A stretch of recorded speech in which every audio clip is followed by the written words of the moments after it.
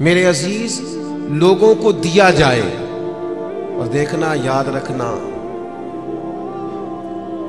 اگر رمضان میں بھی کوئی کریانے والے کے پاس کھڑا ہو کے کہہ رہا ہونا کہ یار بس 2 دن اور نکالو میں تمہارا قرض چکاتا ہوں، تو پھر میرا خیال ہے کہ ہمیں اپنی افطاریاں اور سیاسی افطاریاں تھوڑی بند کر لینی چاہیے۔ پھر ہمیں غور کر لینا چاہیے کہ رمضان شریف میں بھی لوگ گزارشات پیش کر رہے ہیں۔ خدا کے بندو، اس تفریق سے ہم کب نکلیں گے کہ بس ہمیں لوگوں کو خیرات ہی دینی ہے؟ آپ لوگوں کے دکھوں کا مداوع کریں، آپ تعلیم کو عام کریں، روزگار کو عام کریں، اور آپ لوگوں کی ضروریات کی کفالت کریں۔ ایک شخص صرف دے اور ایک آدمی کو دے، لیکن اس کی ضروریات کا خیال کریں۔ اس طرح کا رویہ کہ مجھے 100 جگہ پہ دینا۔ حضرت عمر بن عبدالعزیز کے زمانے میں ایک شخص کو زکوٰۃ لگتی تھی، اتنے لوگوں نے زکوٰۃ دی، اس نے کاروبار کیا کہ اگلے سال وہ خود زکوٰۃ دے رہا تھا۔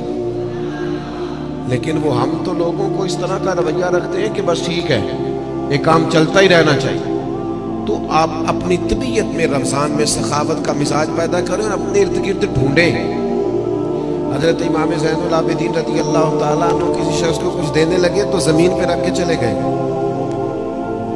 اور پھر آواز دی وہ میں نے کچھ آپ کے لیے تحفہ رکھا ہے فلاں جگہ اٹھا لیجیے گا۔ تو کسی نے کہا حضور آپ نے نیچے رکھا ہے، دے دیتے۔ فرمانے لگے لیتے وقت وہ آنکھیں بھی نیچی کرتا، اس کی زبان پر شکریہ کے الفاظ بھی لڑکھڑاتے ہوئے آتے ہیں، اور وہ مجھے محسن جان کر اپنے مزاج میں تھوڑا کمزوری بھی محسوس کرتا، تو میں جلدی سے اس لیے آ گیا ہوں کہ کہیں اس کو نظریں نہ چکانی پڑے، اللہ کی رضا کے لیے دیا ہے۔ ہمارے حضرت فرمایا کرتے تھے کسی غریب کی بیٹی کی شادی کراؤ تو پھر خود اس شادی میں نہ جانا، اس لیے کہ وہ تو پھر بیچارہ تمہارے آگے پیچھے پھرتا رہے گا، نظریں جھکائے پھرے گا، تم نے تعاون کر دیا، اب گھر رہو۔ چوتھا کام جو ہم نے رمضان میں بہت زیادہ کرنا ہے وہ دعائیں مانگنے کا ہے۔ دعا مومن کا ہتھیار ہے۔ کچھ لوگ کہتے ہیں دعا سے کیا ہوتا ہے؟ میں نے کہا اگر رسول رحمت دعا مانگے نا تو اللہ حضرت عمر جیسے لوگوں کو دین میں داخل کر دیتا ہے۔ وہ دعا کی طاقت کا ہی نہیں پتا۔ دعا تو ہتھیار ہے مومن کا، دعا سے انقلاب آ جاتا ہے، کایا پلٹ جاتی ہے۔ دعا کرو کوئی دعا دینے والا ملے، دعا کرو کوئی پچھلے سحر اٹھ کر دعا دے، کوئی بیٹھا ہوا مجھے دور دعا دیتا ہے، میں ڈوبتا ہوں پر سمندر اچھال دیتا ہے۔ اللہ کرے کوئی دعاؤں میں یاد رکھے، دعائیں مانگے اور دوسروں کے لیے زیادہ مانگے۔ آپ نے زیادہ غور کیا ہے، میں سمجھ گیا ہوں، دوسروں کے لیے مانگے، یہ بڑا مشکل کام ہوتا ہے، لیکن آپ دوسروں کے لیے مانگیں۔ حدیث میں فرمایا جو دعا تم کسی کے لیے مانگتے ہو اللہ پہلے تمہیں عطا فرماتا ہے۔ آپ مانگیں گے تو وہ تو کرم ہوگا، اپنے لیے بھی مانگے پر دوسروں کے لیے بھی مانگے۔ دل بڑا زخمی ہے، طبیعت بڑی بے چین ہو جاتی ہے جب فلسطین کے لوگوں کی تکلیف دیکھتے ہیں۔ ہم نہ خبروں میں تھوڑے دن رہنے والے لوگ ہیں، ہمارا مزاج ہے، جو خبر چل گئی اس کے پیچھے ہو لیے۔ جن علاقوں میں سیلاب آیا تھا وہ سارے لوگ اپنے اپنے گھروں میں سیٹ ہو گئے، کاروبار چل گئے، لیکن خبریں ختم ہو گئی ہیں نا تو ہم بھی چپ کر گئے۔ فلسطین کی چند دن خبریں ذرا زیادہ تھیں تو ہم بھی ذرا زیادہ بات کر رہے تھے، اب وہ خبریں ختم ہو گئی، جنگ تو ختم نہیں ہوئی، تکلیف تو ختم نہیں ہوئی۔ خدا کے بندوں جو زخم لگے تھے وہ تو نہیں بھرے، آنسو تو اپنی جگہ پہ ہے، درد تو اپنی جگہ پہ ہے، لیکن ہم خاموش ہیں۔ ہمارے وہی سٹیٹس ہے، وہی آنا جانا، وہی کرتیاں ہیں، وہی کھانا پینا ہے، ہمیں کسی سے کیا لگے گا؟ اپنے مسلمان بھائیوں کا درد سمجھو، اپنی تجوریاں بھرتے جانا اور کسی کا خیال ہی نہ کرنا، اس کا معنی یہ ہے کہ دل سخت ہو گیا۔ اللہ کے پیارے حبیب علیہ السلام سے ایک شخص نے پوچھا تو حضور دل سخت ہو گیا، فرمایا کوئی یتیم ملے نا اس کے سر پہ ہاتھ پھیرا کر اللہ تیرے دل کو نرمی عطا کر دے گا۔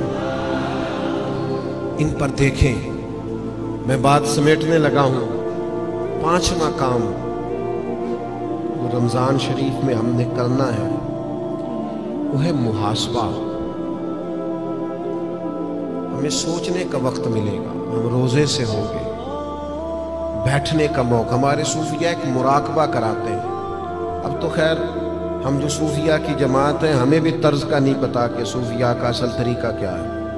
نہ ہمارے ہاں وظائف پڑھنے کا وہ رواج ہے, نہ اکیلے میں بیٹھ کے کچھ دیر مراقبے کی وہ کیفیات ہیں, نہ دعا اور مناجات اور وہ اکیلے کی عبادتیں تنہائی کی, دوسروں سے کٹ کے اللہ کو یاد کرنا, تھوڑی دیر کے لیے کرنا لیکن تنہائی میں. ہمارے ہاں جو چیز بھی ہوتی ہے اور چونکہ زیادہ تر اجتماعی ہوتی ہے تو اجتماعی چیزیں زیادہ تر فیس بک پہ ہوتی ہیں, تو پھر وہ اس کی وہ کیفیت نہیں رہتی, وہ ذوق نہیں رہتا. آپ رمضانوں میں تھوڑا اکیلے بیٹھیں, تھوڑا تنہائی میں وقت گزاریں. غار حرا میں تنہا بیٹھنا بھی تو نبی کریم کا طریقہ ہے.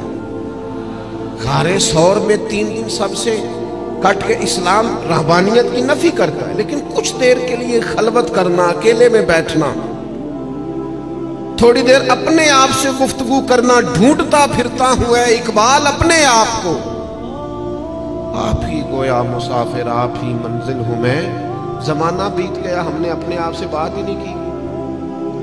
اپنے آپ کو بھی تو کٹہرے میں لانا ہے نا, اپنے آپ سے بھی تو کئی سوال پوچھنے والے ہیں نا, اپنے آپ سے بھی تو بات کرنی ہے نا کہ میاں تیرے اوپر اللہ کی نعمتیں کتنی ہیں اور تیری محنت کتنی ہے, حساب دے.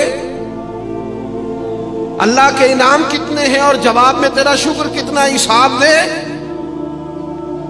اللہ کے ایک بندے تھے, ان پر نیک تھے, عبادت گزار تھے, انعام برسنے لگے تو ایک دن رو پڑے اور تڑپ کے کہنے لگے اے اللہ ان پر انعام بہت ہونے لگے ہیں, میری قدر بہت ہونے لگی ہے, میرے آنے پر گویا نعرے بہت لگنے لگے, لوگ مجھے بہت جاننے لگے ہیں, مجھ پر کرم کرنا, کہیں میری ساری نیکیوں کا مجھے دنیا میں اجر نہ دے دینا. ایسا نہ ہو صبح قیامت میرا نامہ اعمال خالی رہ جائے. کرم نوازی فرما, کچھ وہاں کے لیے بھی مجھے عطا کرنا. میرے عزیز, رمضان آپ کو موقع دے گا کچھ تنہائی میں بیٹھے, اپنے مالک کے حضور حاضر ہوں. سحری کے لیے جب اٹھے نا تو 20 منٹ پہلے اٹھے, پھر وضو بنائے, پھر تہجد کی نماز پڑھے. بڑی پسند ہے رسول پاک کو تہجد کی نماز. حضور بڑے ذوق سے اٹھتے, آپ اکیلے ہوں اپنے گھر میں پڑھیں. اس عبادت کے بعد اللہ کے حضور حاضر ہوں, اپنے لیے امت کے لیے کشکول طلب دراز کریں, لیکن اپنا محاسبہ کریں. ساری زندگی دوسروں کا حساب کیا ہے. حضرت موسیٰ کلیم علیہ السلام نے ایک بہت نیک آدمی سے کہا, بہت نیک آدمی سے, کہ آپ بتائیے بستی میں سب سے گناہگار کون ہے؟ تو اس نیک آدمی نے اپنے گلے میں رسی ڈالی اور حضرت کلیم کے ہاتھ میں تھما کے عرض کرنے لگے حضور کچھ لوگوں کا مجھے خیال تھا کہ شاید ان میں کچھ غلطیاں ہوں, پر ان کی غلطیوں کا مجھے صرف شک تھا, اپنی غلطیوں کا تو مجھے یقین ہے نا, تو مجھے طے ہے نا میں نے کی, تو میں ہوں سب سے بڑا گناہگار. تو آپ فرمانے لگے پتہ تمہیں درجہ کیوں ملا؟ یہ تمہاری جو عاجزی ہے اسی نے تمہیں درجات عطا کی. اپنے آپ سے تو مدتوں ہو گئے ہم نے اپنے آپ سے کبھی بات ہی نہیں کی.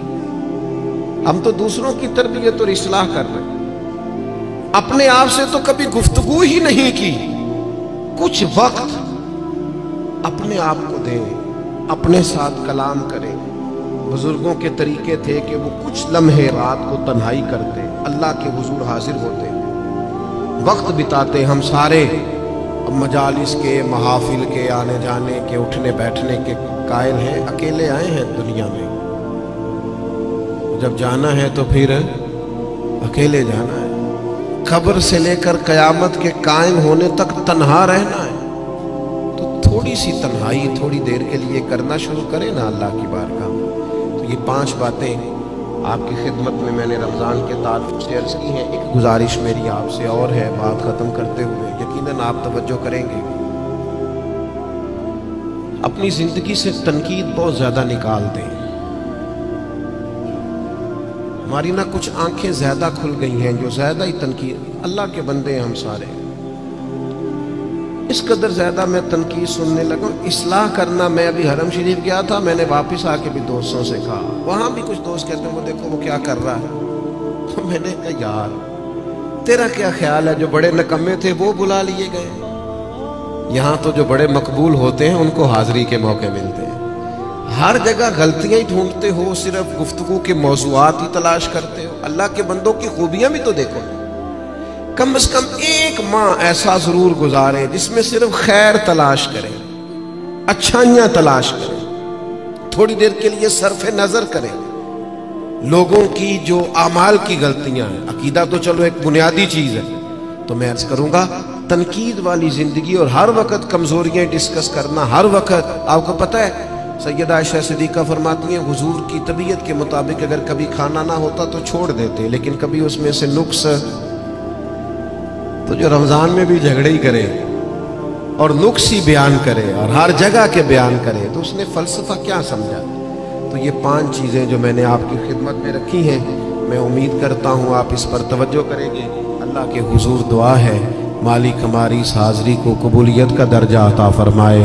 اتنی بڑی تعداد میں آپ آئے، اللہ ایک ایک پہ اپنا فضل فرمائے اور اہتمام کرنے والے حضرات کو بہترین جزا عطا فرمائے.